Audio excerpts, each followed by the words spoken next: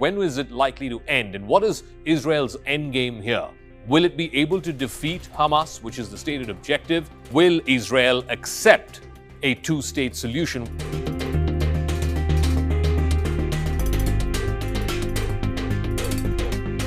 So it's been 2 months since the war between Israel and Hamas began. More than 1,200 Israelis were dead in the deadly October 7 terror attacks. And now, in the resultant Israeli operation, both on the ground and through the air, the Gazan Health Ministry claims that more than 18,000 Palestinians have died. What is the forward movement in this war? When is it likely to end? And what is Israel's endgame here? Will it be able to defeat Hamas, which is the stated objective? If Hamas is defeated, then what replaces it?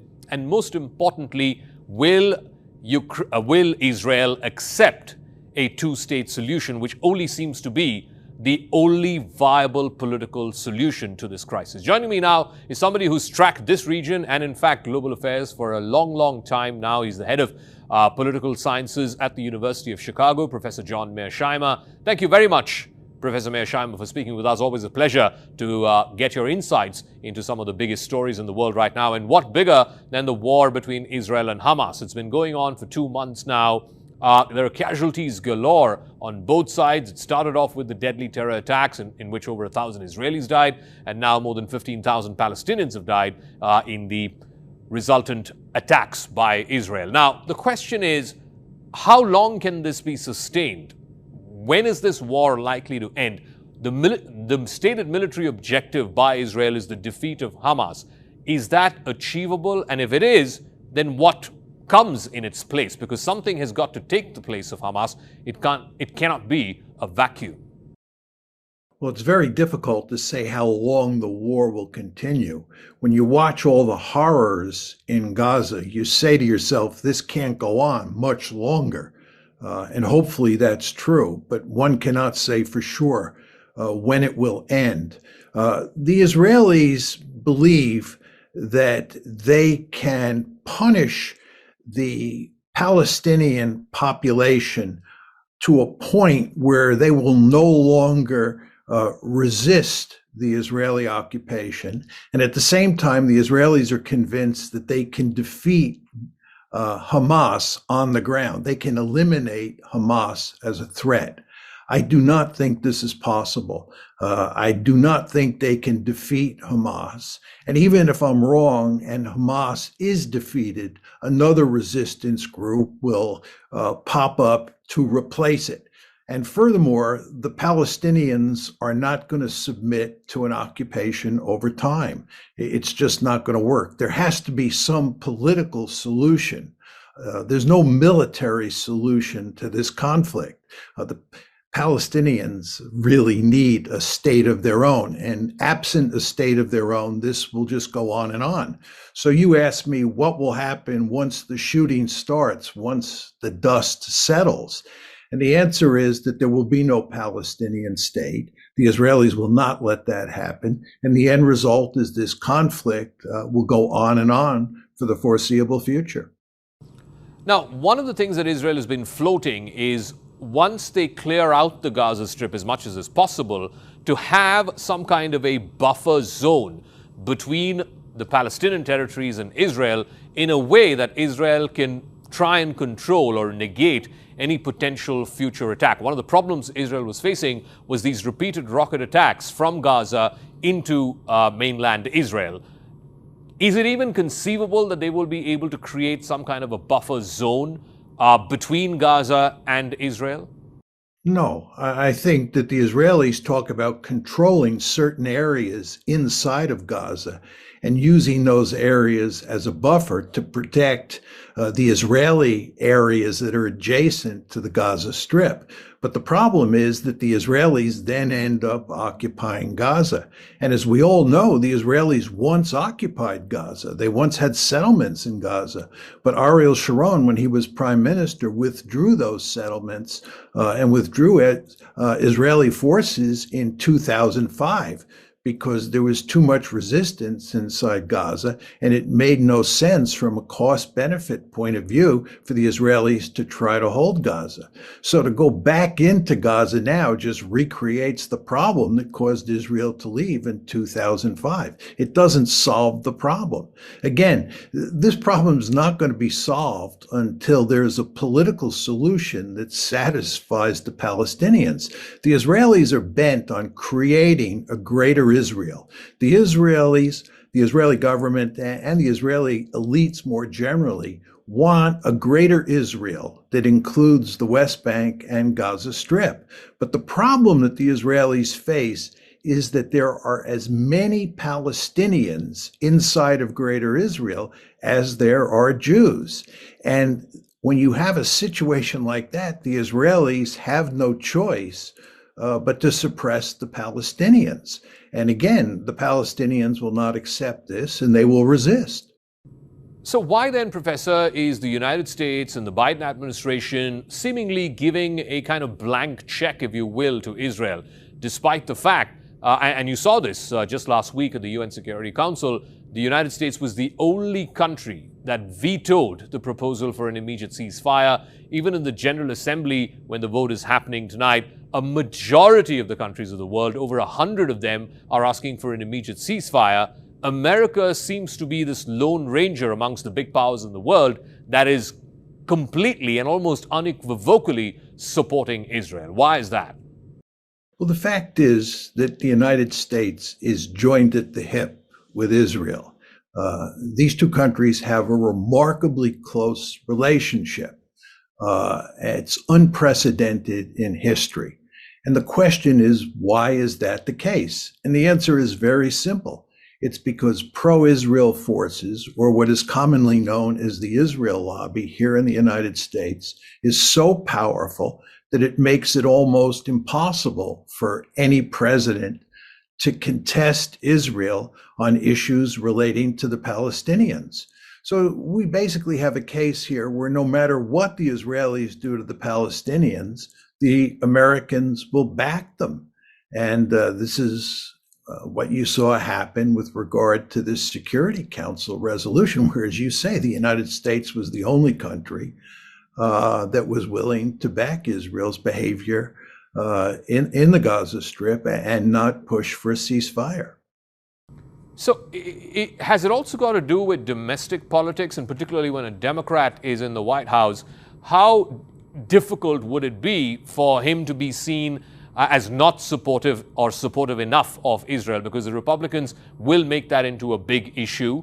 Or is this an issue that is bipartisan in nature in the United States? Domestically, does domestic pressure explain why America is really giving this long rope to Israel?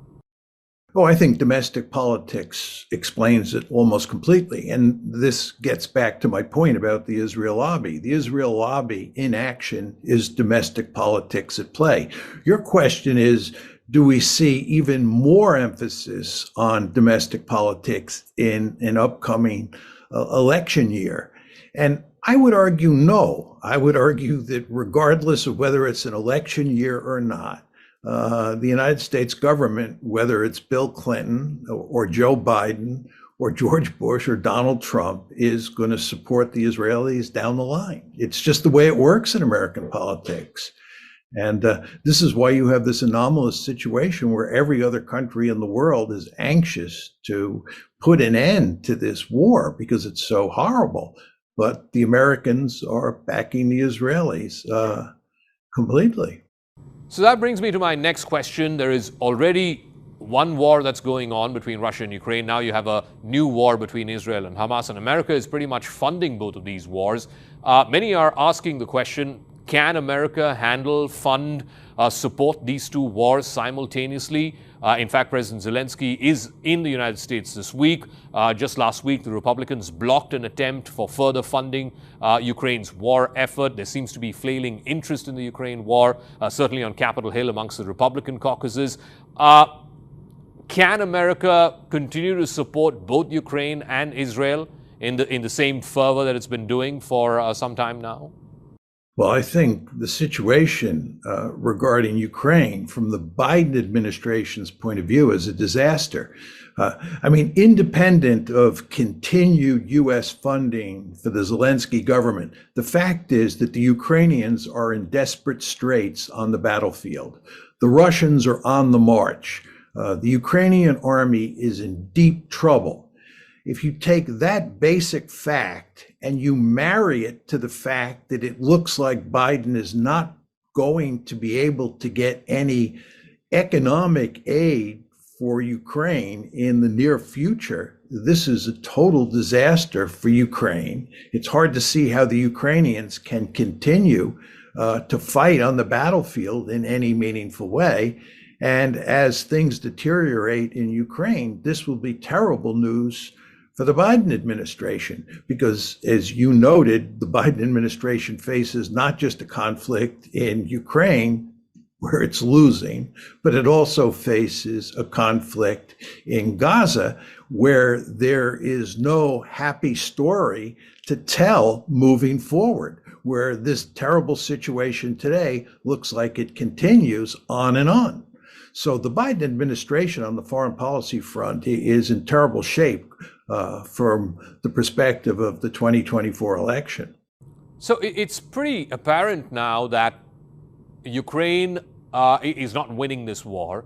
Russia clearly has the upper hand in this war. Russia right now controls about 20% of territory of Ukraine, which it did not have control over from when this war began, but now it is in control of. So the only realistic solution, and if there is, flailing interest in supporting the Ukrainian war effort in America by the biggest benefactor of Ukraine, then do you see the only realistic solution or realistic possibility for the end of this war for Ukraine to accept that its borders have changed, the 20% of territory it lost to Russia, it is perhaps lost for good, and that Ukraine gives some kind of a commitment that it's not going to join NATO explicitly? Do you think that's even going to happen? Well, I think if Ukraine wants to end this war now, they have to accept the fact that Russia will keep the Crimea, and it will also keep the 4 oblasts that it now controls, and this includes the Donbass. At the same time, it's absolutely essential from a Russian perspective that Ukraine abandon its plans to join NATO, and that Ukraine become a genuinely neutral state that has no security ties with the West. The problem here is that it's almost impossible to envision the Ukrainians giving up all that territory, accepting the fact that Russia has annexed Crimea and those 4 oblasts, and that's a fait accompli. And also, it's hard to imagine Ukraine abandoning its plans to join NATO or giving up completely any meaningful security agreements with the West. But if Ukraine doesn't do that, then the Russians will not agree to end this war, because the Russians are on the march militarily, and they will take more territory if they can and do more to wreck Ukraine as a functioning state if they can. So I think there is a solution, which I just described, but from a Ukrainian point of view, that solution is unacceptable. And therefore, I think this war will go on. I want to come back to domestic U.S. politics for just a second, because we've seen extreme criticism and we've seen protests and counter-protests as well on college campuses across the United States. You had just last week the presidents of some of the biggest universities, most elite universities in the U.S., Harvard, MIT, University of Pennsylvania, testify before Congress, and they couldn't answer, or at least give a simple answer to the question whether calling for a genocide of Jews would violate school rules. They're receiving a lot of flack for that. We're seeing a lot of openly anti-Semitic comments on campuses, sloganeering which is openly anti-Jews, anti-Israel, anti-Semitic. What would you attribute that to? And more importantly, what may this mean for the Biden administration? Because a lot of these young people, the Democratic Party and Mr. Biden's administration would want out on voting day in 2024, because a lot of these young voters could be leaning Democrat, and yet they are the ones who seem to have the most amount of problem with Biden's almost long rope, blank check, call it what you want, to Israel in this war effort. Well, it's important to understand that the one place in the United States where criticism of Israel has been abundant are college campuses. That's the one place. And Israel's supporters in the United States have long paid serious attention to the question of how to shut down criticism of Israel on college campuses. And what's going on now is that the Israel lobby, and this is basically supporters of Israel, are telling this story that university and college campuses are hotbeds of anti-Semitism. I believe that nothing could be further from the truth. The idea that university and college campuses in the United States are filled with anti-Semites is not a serious argument. What you see on university and college campuses is lots of criticism of Israel. And we've gotten to the point in the United States where criticizing Israel is considered to be anti-Semitism. So when you see criticism of Israel and its behavior in Gaza on college campuses, Israel's supporters will say that's anti-Semitism. It is not anti-Semitism. We should be, and we are free on university and college campuses to criticize the United States, to criticize India, and to criticize Israel. And that's not anti-Semitism. Now, with regard to these three university presidents who testified before Congress and are being lambasted, they were asked a hypothetical question. They were asked if someone called for murdering Jews or genocide against Jews on a college campus, would that be acceptable free speech? So it's a hypothetical question. They were not saying that there is evidence of people making that argument on college campuses. Now, I think it's clear that those three university presidents did not answer the question wisely. They answered it in a ham-fisted way, and they have been severely criticized for it, and they have apologized. But that should be the end of the story. These three women are not anti-Semites, and they're not tolerating anti-Semitism on their campuses. What they tolerate is criticism of Israel. And criticism of Israel is unacceptable to Israel's supporters in the United States. And that's why they have their crosshairs on universities and colleges at this point in time.